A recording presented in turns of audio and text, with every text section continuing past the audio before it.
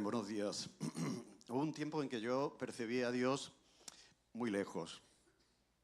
Estaba, pero lejos, y encima enfadado muchas veces, ¿no? Pero ahora lo percibo como muy, muy cerca. ¿Y qué marcó la diferencia? Pues la Biblia, y del que habla la Biblia, Jesús. Jesús ha venido a mostrarnos a un Dios que está cercano, que nos ama, que está con nosotros todos los días como prometió hasta el fin del mundo. Y eso es lo que vamos a hacer ahora. Vamos a abrir la Biblia porque podemos acercarnos a Dios a través de su palabra y de la obra de Jesús, ¿de acuerdo? Y estamos en una serie que se llama Grandes Certezas. Todavía nos quedan 2 temas, pero lo vamos a dejar para la semana que viene. Estamos hablando acerca de si hay en un mundo de mentira, de relativismo, existen verdades verdaderas, ¿de acuerdo? Pensamos que sí, pero eso lo veremos la semana que viene, porque queremos aprovechar que está Lidia con nosotros y ya que está aquí, pues vamos a aprovechar su visita, ¿no? Y así que ella va a compartir ahora abriendo la Biblia, algo que podemos hacer todos, coger la Biblia, abrirla y pedirle a Dios, como dice Sara antes, ¿no? Invocar a Dios que Él nos ilumine, nos guíe, nos enseñe aquellas cosas que nosotros ignoramos, ¿no? Porque la Biblia es una fuente de sabiduría y está ahí para que nosotros podamos disfrutarla. Así que vamos a estar orando por este tiempo tan importante también, porque Dios quiere hablarnos ahora a través de su palabra. Señor, te damos gracias por tu palabra. Gracias por la persona de Jesús que ha venido a presentarnos a un Dios próximo, un Dios que es Padre, al que podemos hablar como estamos haciendo ahora, Señor, y al que podemos también, en el que podemos confiar. Te damos gracias, Señor, porque podemos abrir la Biblia.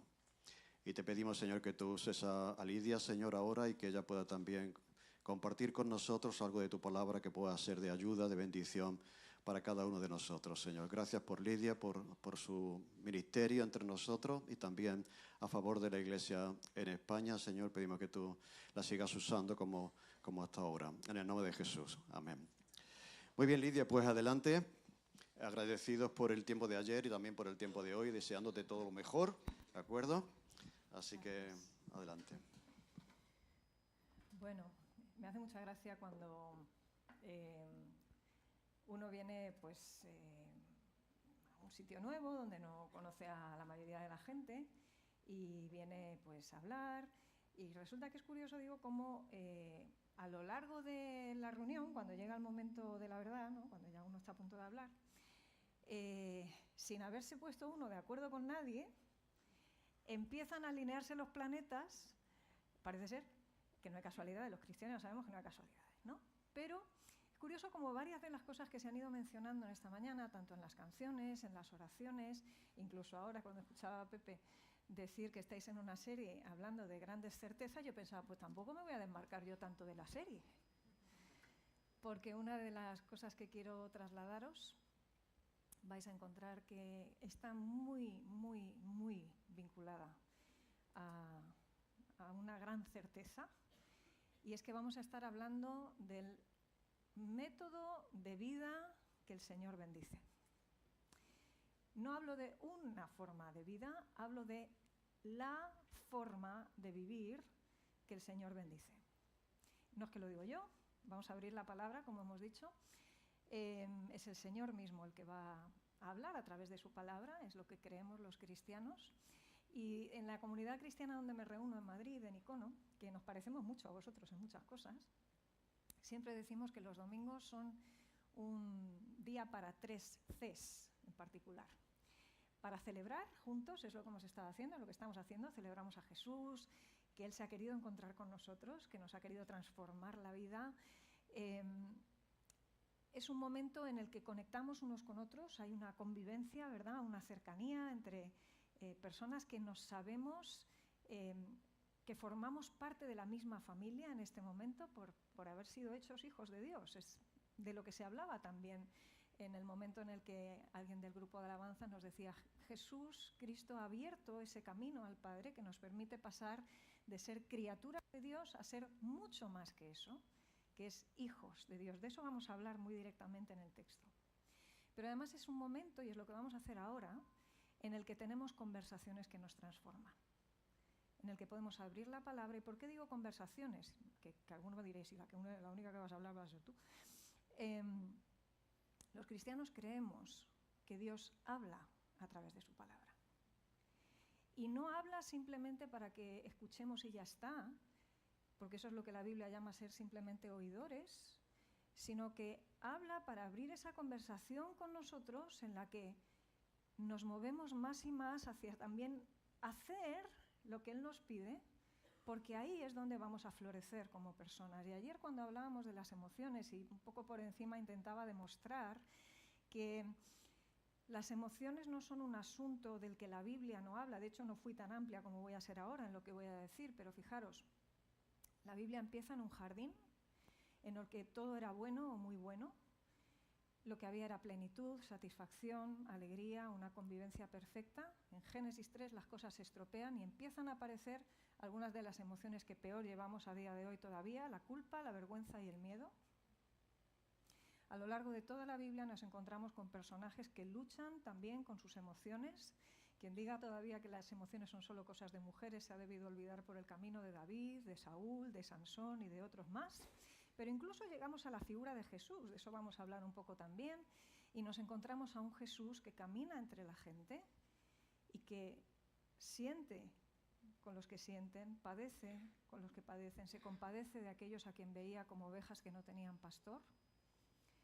Llora cuando tiene que llorar, celebra cuando tiene que celebrar. Jesús es una emocionalidad sana, en movimiento, sin pecado, pero saltándome muchos escalones, el Apocalipsis termina con una explosión de gozo en el cielo.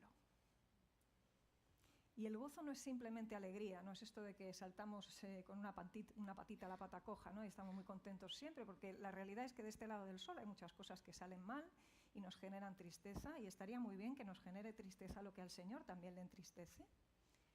Pero gozo significa que los cristianos, sea lo que están viviendo, siempre tenemos algo que celebrar.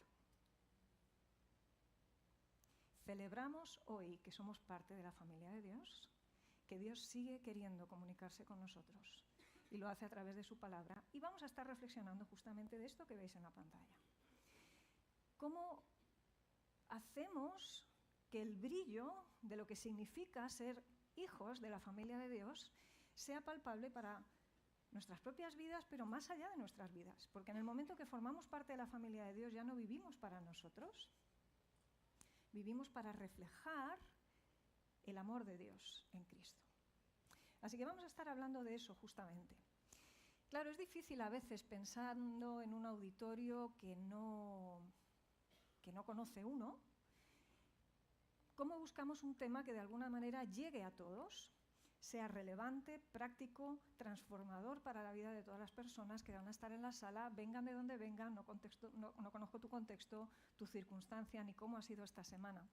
Pero el tema del que vamos a hablar es lo suficientemente general y amplio y transformador como para que no deje a nadie indiferente. Es un poco lo que nos pasó ayer, a ver quién podía librarse de ser salpicado de alguna manera por alguna de las cosas que se estaban diciendo al estar hablando de emociones. Y es que la luz lo alumbra todo. Alumbra cada aspecto de la vida, y de hecho, cuando nosotros llegamos a formar parte de la familia de Dios, eso tiene que cambiar toda nuestra manera de vivir. Jesús no llega a la vida de las personas para dejarlas igual que estaban.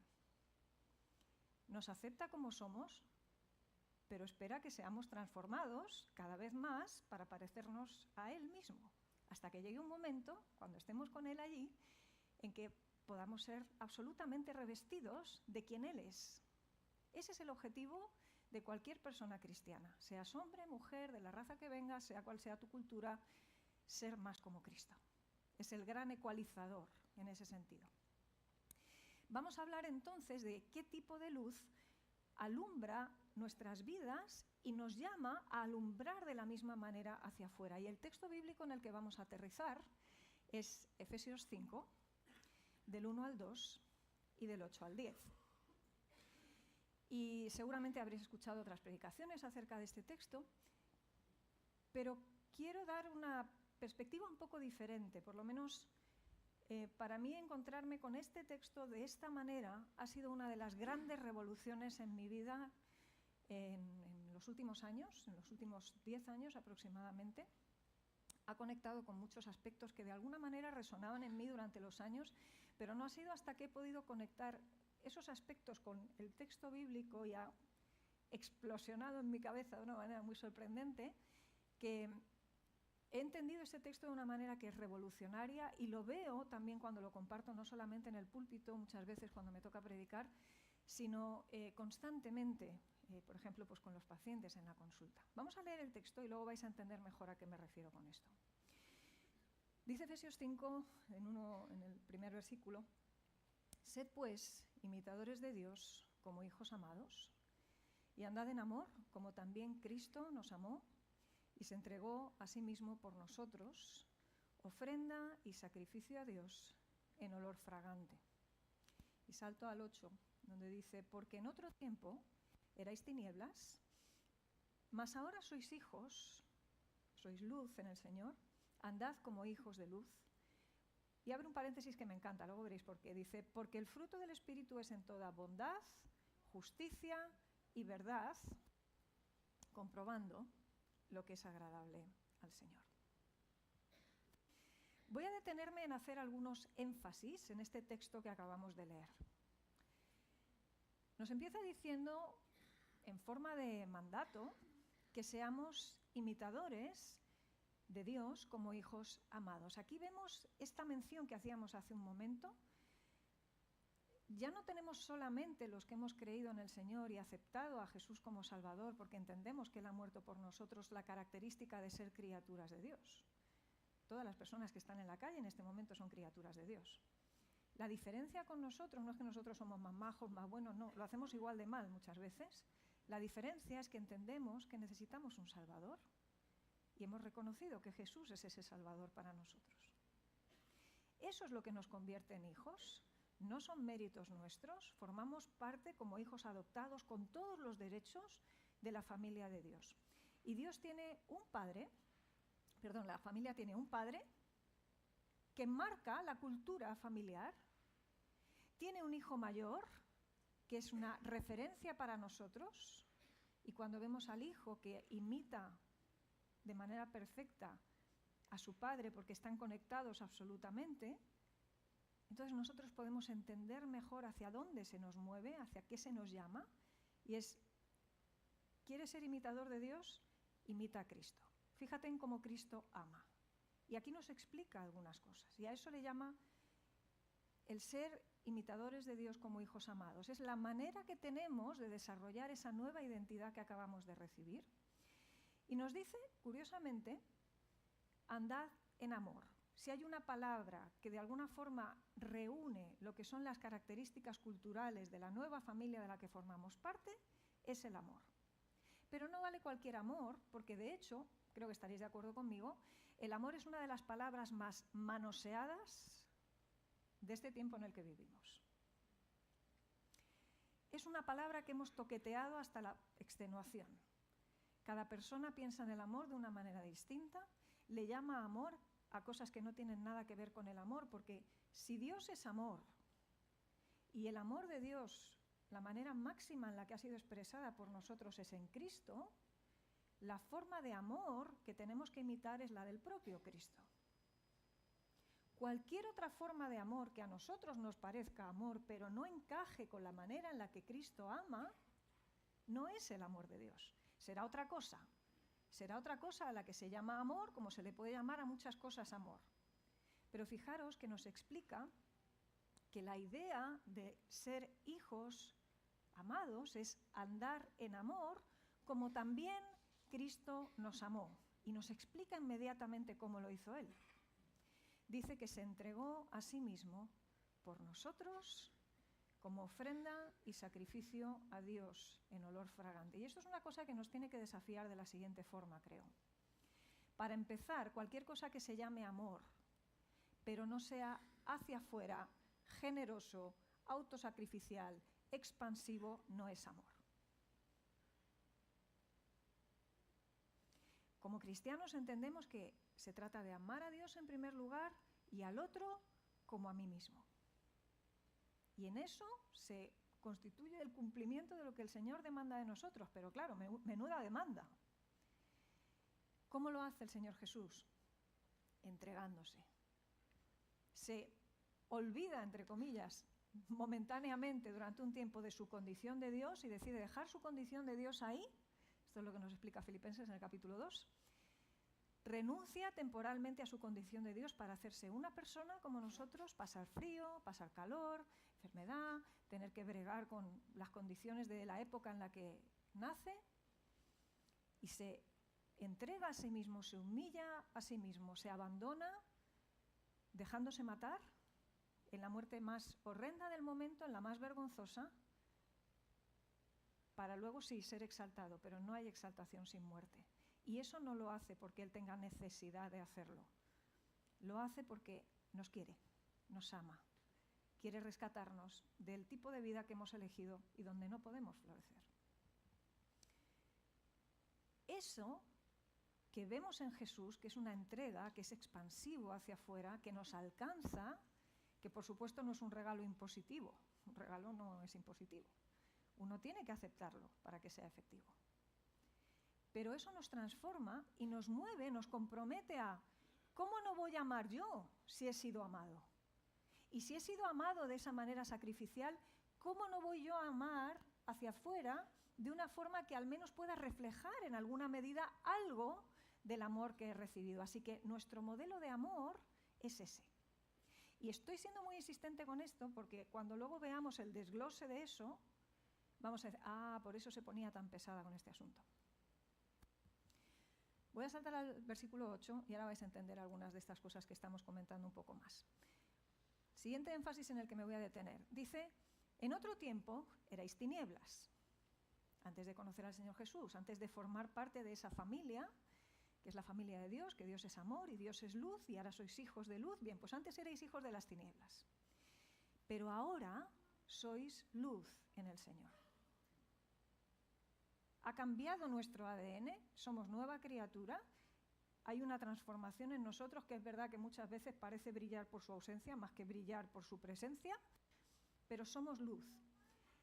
Y se nos vuelve a insistir, andad como hijos de luz. Se nos acaba de decir andad en amor, ahora se nos dice andad como hijos de luz. Y os decía antes, me encanta ese paréntesis, porque viene Pablo, que era un máquina escribiendo, y ahora nos lo explica.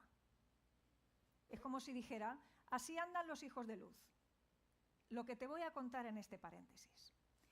Y dice, porque el fruto del Espíritu es en toda bondad, justicia y verdad. Toma fórmula. Los que sois de mente matemática y cuadriculada como yo, os encantan estas cosas seguramente. Porque es como, vale, muy bien. Andad como hijos de luz, andad en amor, pero eso queda un poco abstracto. Ya, vale, ¿en qué se concreta eso? Punto 1, punto 2 y punto 3, súper pedagógico. Bondad, que es una manifestación del amor, justicia y verdad. Las tres cosas. Y además es muy llamativo esto porque los que ya tenéis un cierto recorrido en el mundo evangélico, sabéis que cuando se habla del fruto del Espíritu, todos nosotros, espero, nos vamos mentalmente al texto de Gálatas que dice que el fruto del Espíritu es amor, gozo, paz, paciencia, benignidad, bondad, fe, mansedumbre y templanza. La lista larga, para que nos entendamos. Vale, esta es la lista corta. Pero es lo mismo. Si quieres una lista corta, algo concreto, específico, a través de lo cual puedes desarrollarte en ese ejercicio al que se nos llama de ser hijos de luz, andando en amor, como Cristo amó y no de cualquier otra manera, bondad, justicia, verdad. Y cualquier cosa que se salga de eso no es el fruto del Espíritu. No es el amor de Cristo. Será otra cosa. Y ahora os voy a poner algunos ejemplos. Y os decía antes que para mí esto ha sido revolucionario porque me ha hecho descubrir que muchas veces los cristianos no amamos tanto como nos pensamos porque hemos cambiado el amor por buenismo. Y ahora os explicaré a qué se le llama buenismo teniendo en cuenta esa fórmula de 3. Y esto ha sido un desafío para mí. Noto que es un desafío para la Iglesia hoy. Estuve hace un año y poco en Corea del Sur atendiendo un congreso mundial de evangelización y me di cuenta de que no solamente adolecemos de eso en la Iglesia española, sino en la Iglesia mundial. Una de las predicaciones más potentes que escuché en los varios días que duró el congreso la impartía una mujer que es la única mujer teóloga en la Universidad del Cairo, y ella habló justamente de esto. ¿Cómo hacemos para no caer en el buenismo cristiano? Y diréis, ¿qué es eso del buenismo? Pues cuando yo creo que para amar mejor, edulcoro la verdad, la suavizo, no me he enfadado, que luego te estoy poniendo a parir. No, todo está bien, no, todo... Y generamos todo tipo de situaciones incómodas, injustas, inadecuadas, cosas a las que el Señor no llamaría buenas. Pero como somos cristianos, y aquí conecto con lo de ayer, no, ¿cómo nos vamos a enfadar? Somos cristianos. No, al conflicto no, porque somos cristianos. Y, perdonadme, hemos confundido tontorronería con amar bien. Y ahora hablaremos un poco más de eso. Porque la pregunta es muy directa. Estamos hablando de cómo Jesús amaba. ¿El Señor Jesús en algún momento decidió para amar mejor dejar la verdad fuera y la justicia fuera? No, ¿verdad? Ahí es donde todo el mundo, cuando hago esta pregunta, todo el mundo dice, anda, es verdad. Y para mí el mazazo fue este.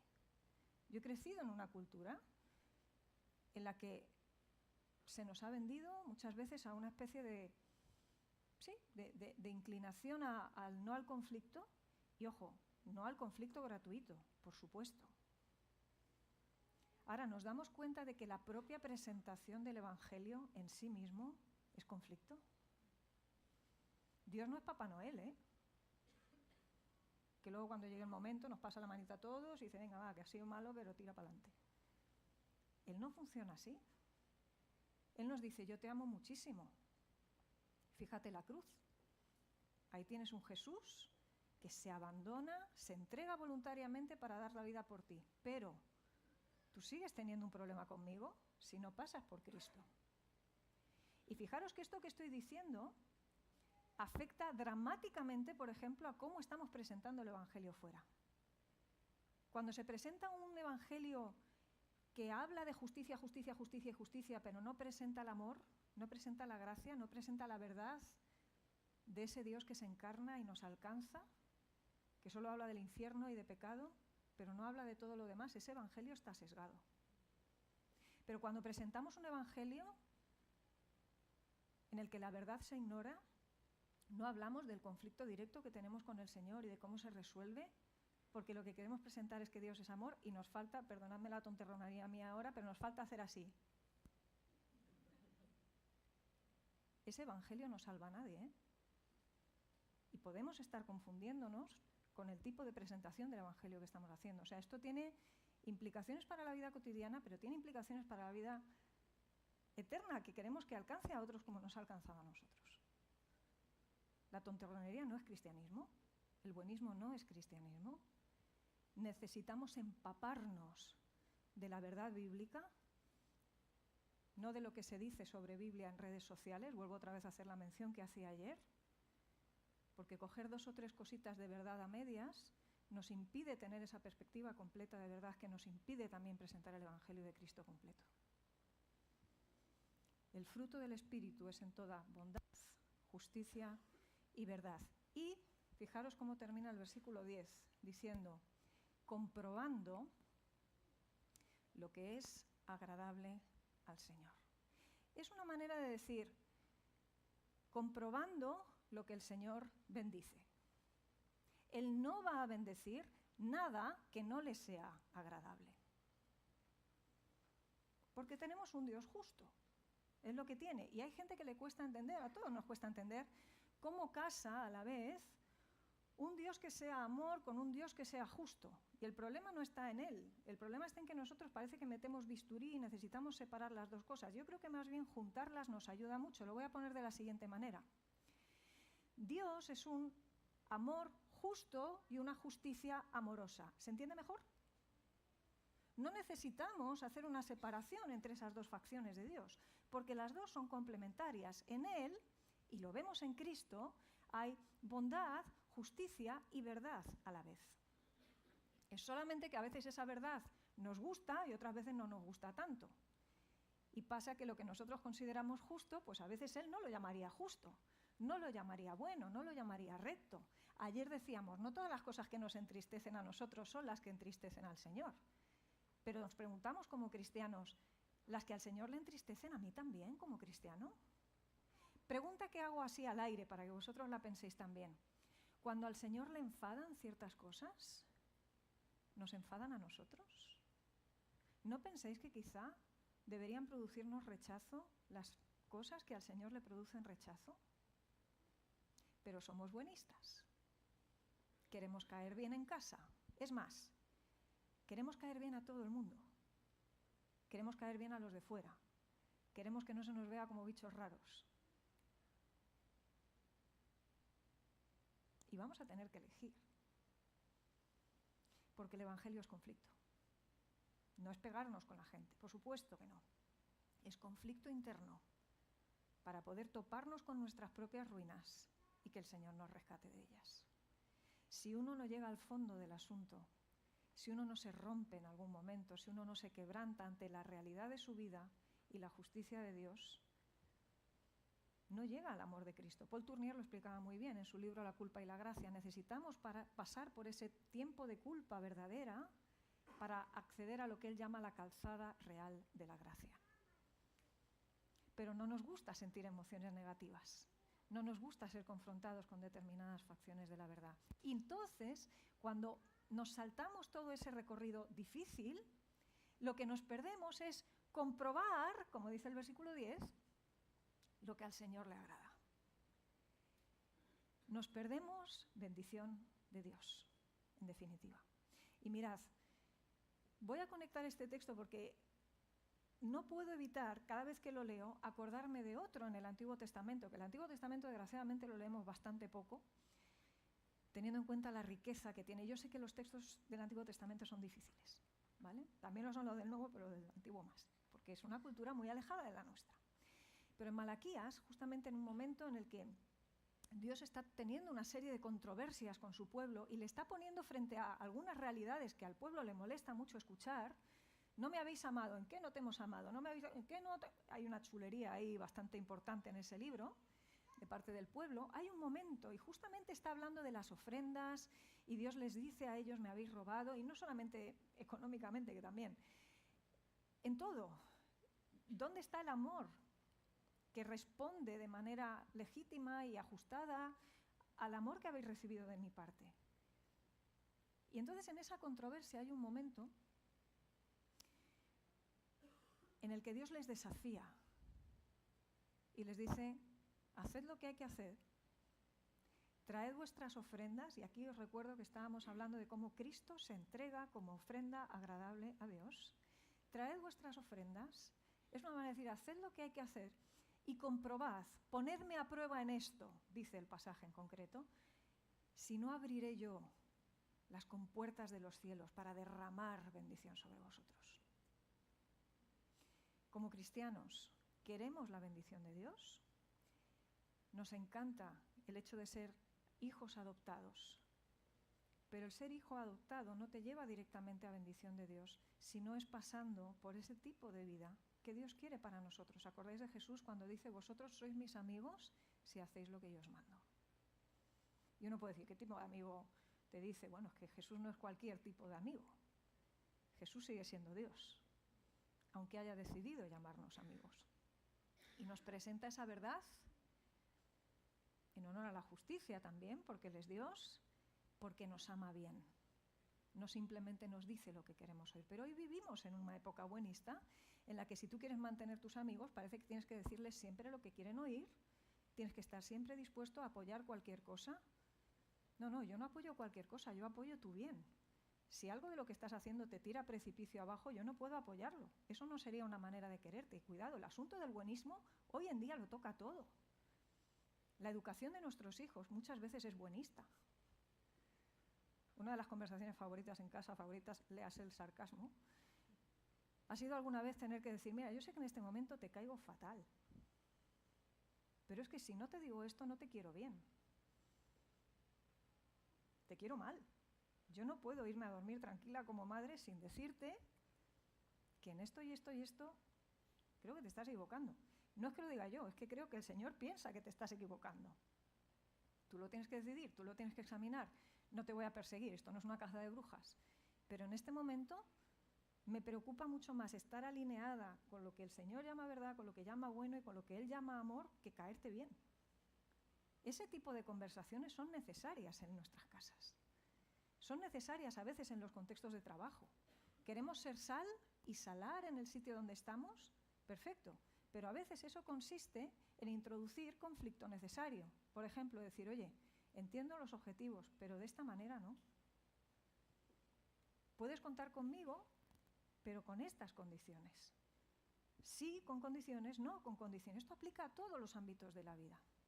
Comprobando, entonces, lo que es agradable al Señor. Así que hay 3 palabras que me gustaría que os llevarais de manera muy práctica. Ponedlas por el orden que queráis. Verdad, justicia, amor, amor, justicia, verdad y amor, la que queráis. Muchas veces, dependiendo de la conversación que vamos a tener, puede ser muy interesante empezar por la una o por la otra. Por ejemplo, si tú vas a empezar a hablar con una persona extremadamente sensible, empieza siempre por el amor y termina siempre por el amor. Voy a poner un ejemplo. Oye, mira, lo primero que quiero que sepas es que te quiero muchísimo.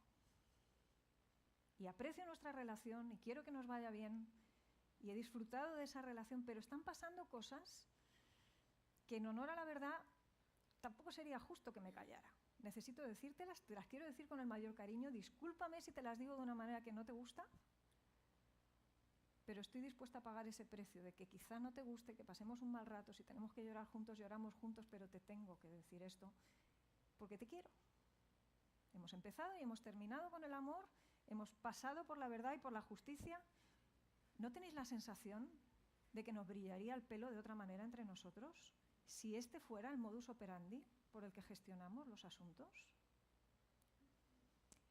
Esto aplica también, por ejemplo, a las palmadas en la espalda, que se supone que también debemos de ser capaces de darnos. Animaos unos a otros en el Señor, es uno de los mandatos que recibimos como Iglesia. Oye, en honor a la verdad y para ser justos, qué buen trabajo estás haciendo. Amo al Señor, te amo y creo que no te amaría lo suficiente y bien si no te digo que sigas adelante. Qué ánimo con lo que estás haciendo. No sé si os pasa en casa, pero en casa nuestra tendencia puede ser fácilmente 45 minutos para la bronca, 45 segundos para la felicitación. En honor a la verdad y para ser justos, no anda la cosa equilibrada. Tenemos que reorganizar muchas veces nuestra propia tendencia a cargar tintas en lo negativo para ser capaces de destacar por la misma cualidad y cantidad la parte positiva. Este es el estilo de Jesús. Esta es la cultura del reino. Esta es la manera en la que la familia de la fe ha de conducirse. Esto es lo que hace que en ocasiones, incluso aunque eso suene incómodo, tengamos que llamar al pecado pecado. Porque si el Señor lo llama pecado, en honor a la verdad y para ser justos, deberíamos llamarlo de la misma manera. Y ojo, recordemos que cada vez que señalamos con un dedo a alguien, los otros 3 nos están señalando a nosotros mismos. Romanos es muy claro en esto. Tú que juzgas, haces lo mismo. Pero eso no cambia la realidad de que quizá tenemos que reconocer que si el otro y yo hacemos lo mismo, pero esto es pecado, le llamemos a lo que está bien y a lo que está mal, mal. Esto no nos pensemos que solamente les pasa a los de fuera. Llegará un momento, esto decía Isaías 5, un momento en que se llamará a lo bueno malo y a lo malo bueno. Eso pasa dentro de la iglesia, queridos. Eso no pasa afuera. Eso pasa aquí también. Y en Icono, y en el otro sitio, en el de más allá. Y esto sigue siendo un reto y un desafío para nosotros sistemáticamente. ¿Cuál es la verdad del asunto? No mi verdad. Por eso decía lo de las certezas, ¿no? No es mi verdad. Si el Señor que lo ve todo tuviera que describir la situación, ¿qué nombre le pondría a Él? ¿Cuál sería la descripción de esto? ¿Lo llamaría el bueno, justo, alineado con Él, recto? ¿Cómo traigo orden de vuelta a la situación, pero siempre desde el amor? Es decir, el amor es el vínculo perfecto. Os decía antes, ponerlo por el orden que queráis, pero el amor tiene que estar envolviéndolo todo. Es nuestro punto de salida y nuestro punto de llegada. ¿Cómo hacemos entonces para amar al Señor en primer lugar y al otro como a nosotros mismos y traer verdad y justicia en todo lo que hacemos? Esta es una hoja de ruta. No nos hacen falta 3 meses ni un año para empezar a aplicarnos en esto hoy. En el minuto 1, desde que salimos, desde que os levantéis, desde que empecéis a charlar entre vosotros, incluso la manera en la que dialogamos con nosotros. Cuando nos estamos autoengañando, como decíamos ayer, ¿no estamos faltando a la verdad? ¿No estamos generando una situación que el Señor no llamaría buena, ni justa, ni recta delante de Él? ¿Pensamos que nos estamos queriendo bien en ese momento? Dicen los proverbios que el que tiene conocimiento, que tiene sabiduría, ama su alma. Hay una buena manera de quererse, pero estamos rodeados de un montón de voces que nos hablan de otras formas de querer, de esa especie de autoestima que no tiene nada que ver con nuestro valor como hijos, sino que tiene que ver con algo que se construye a base del toqueteo de la verdad y de otra serie de cosas. De decirnos cosas que nos encanta escuchar, pero que no reflejan la verdad de lo que somos. ¿Estamos dispuestos a afrontar el conflicto que supone esto? Y si os ponéis a leer los evangelios, vais a encontraros no con un Jesús pusilánime como el que se nos ha vendido tantas veces, incluso desde la imaginería de los cuadros, por ejemplo, de las pinturas. Se ve o a un Jesús bebé, en algunas ocasiones el Jesús triunfante, si tenemos suerte, o ves a ese Jesús lánguido, apático, que no es el Jesús que se describe en los evangelios, que parece otra persona completamente diferente. Hay multitud de situaciones en las que vemos esa realidad de verdad, justicia y amor en Jesús en movimiento y nos saltan los plomos. Voy a poneros simplemente un ejemplo. ¿Recordáis esa escena en la que traen a una mujer hallada en adulterio delante de Jesús para ver si la apedrean o no la apedrean? Que en realidad estaban poniendo a prueba a Jesús. Los judíos no podían en ese momento apedrear a nadie, porque estaban bajo ocupación romana y no era tan fácil. Quiero decir, para poderse cargar a Jesús ya veis que tuvieron que pasar por Pilato, pero estaban poniendo a Jesús a prueba. Moisés nos dijo que a tales mujeres había que apedrearla. A mí siempre me ha flipado esto de que la pillaran a ella sola adulterando, no sé cómo se hace, pero allí estaba aquella mujer que la habían traído en pleno acto. Perfecto. Y es muy curioso porque Jesús media pocas palabras con el auditorio, pero en algún momento parecen darse cuenta de algunos aspectos de la verdad que no habían visto. Algo les hace ver que la situación que estaban creando era injusta. Y cuando todos van yendo de esa situación y la dejan a ella sola allí, Jesús se acerca a ella y le dice: ¿dónde están los que te querían apedrear? Y ella dice: pues no queda ninguno. ¿Dónde están los que te condenaban? No queda ninguno. Y la respuesta de Jesús es muy potente. Jesús era hombre de muchas palabras en ocasiones y de pocas palabras en otras. Y le dice: ni yo te condeno, vete y no peques más. Pregunto, ¿desde esa frase el Señor minimizó la verdad en algún momento? ¿Fue injusto de alguna forma? O más bien con sus pocas palabras y con ese gesto de estar pintando en la tierra, generó culpa en quienes parecían no traer ninguna y liberó de su propia culpa a quien justo antes de tener esta conversación le dice: Señor. Hay un reconocimiento. Señor, se han marchado, no están. Desde esa verdad declarada de ella, sí, él le llama pecado a su situación, pero se presenta una expresión de amor que esa mujer no había recibido de nadie más en ese contexto. La mujer samaritana incluso decía: este hombre me ha dicho todo lo que he hecho. Y esto nos reta y nos desafía a nosotros. No se trata de ir ahora de auténtico por la vida y ir repartiendo para todo el mundo. De nuevo, insisto, cuando un dedo señala hacia afuera, los otros 3 nos miran a nosotros. Pero fijaros qué checklist, qué lista de cumplimiento nos llevamos para casa, y aquí lo voy a dejar. Cada vez que hago algo, cada vez que pienso algo, cada vez que siento algo, cada vez que expreso algo delante del Señor, ¿estoy cumpliendo con la verdad? ¿Estoy cumpliendo con lo que el Señor llama justo, bueno, recto delante de Él? ¿Estoy amando como amaba Jesús? Si el triple check te sale que sí, que bien, pa'lante.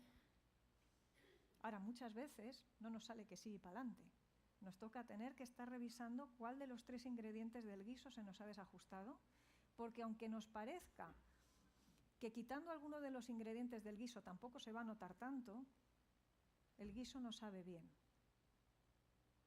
No va a ser la fórmula que el Señor bendice. El Señor deja muy claro, comprobando lo que es agradable al Señor.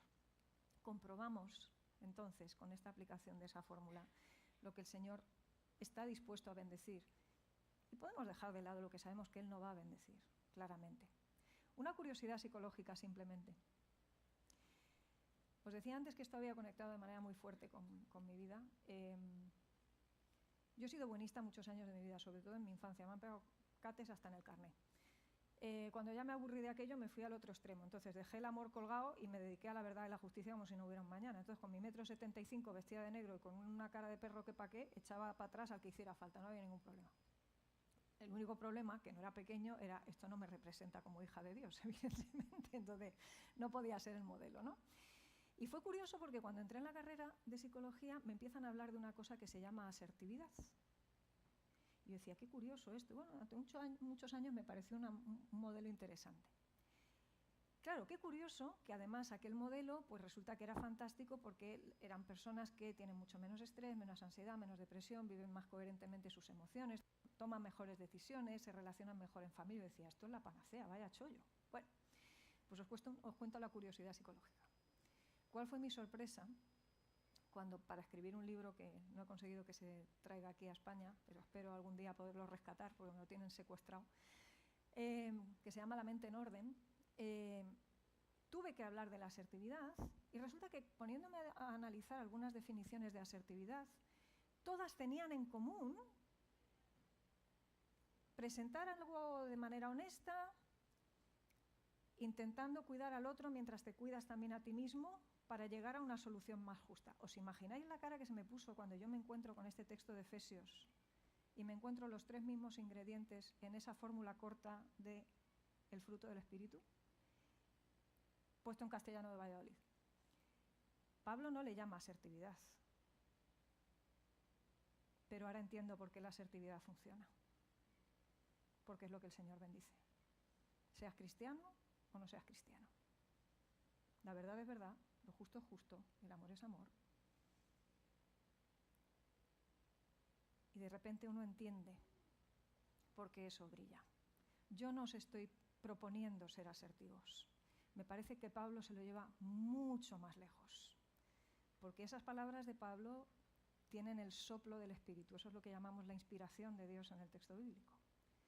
Y de repente algo como lo que la psicología llama asertividad, el Evangelio lo llama ser imitadores de Dios como hijos de luz. Así brillamos, así queremos que se vea a Jesús, a Cristo, porque es de la manera que Él se presentó a nosotros. ¿Os parece si cerramos en oración?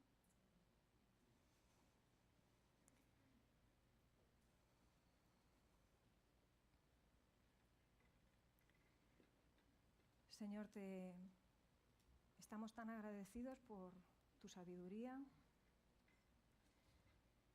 y porque tú has querido contarnos cosas. Has querido contarnos cómo eres. Has traído a Jesús para que te podamos ver en movimiento, porque lo hablas a través de tu palabra, que sigue siendo relevante para nosotros en el día de hoy. Tú eres el Dios de la ciencia, Señor, y la ciencia no se encuentra nada que tú no hayas querido que se encuentre.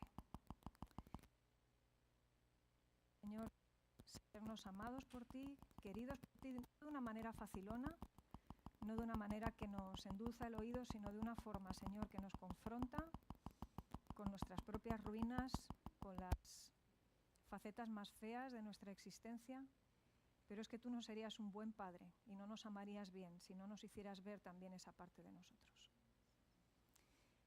Así que hoy, como comunidad de fe que nos reunimos en todas partes del mundo, Señor, queremos venir a ti, por una parte, pidiéndote perdón, porque tantas veces hemos sustituido el ser hijos que portan la cultura de tu familia como tú quieres por esa otra fórmula nuestra, que es buenismo, que simplemente es algo fácil para nosotros, pero que tú no puedes bendecir, Señor, porque es renunciar a lo que tú has hecho en Cristo, al ejemplo que nos has dado en Él.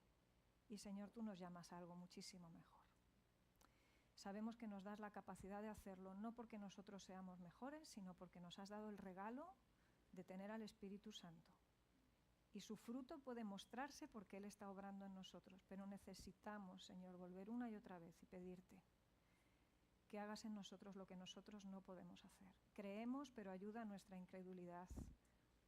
Desearíamos hacerlo bien, pero ayuda a nuestra incapacidad.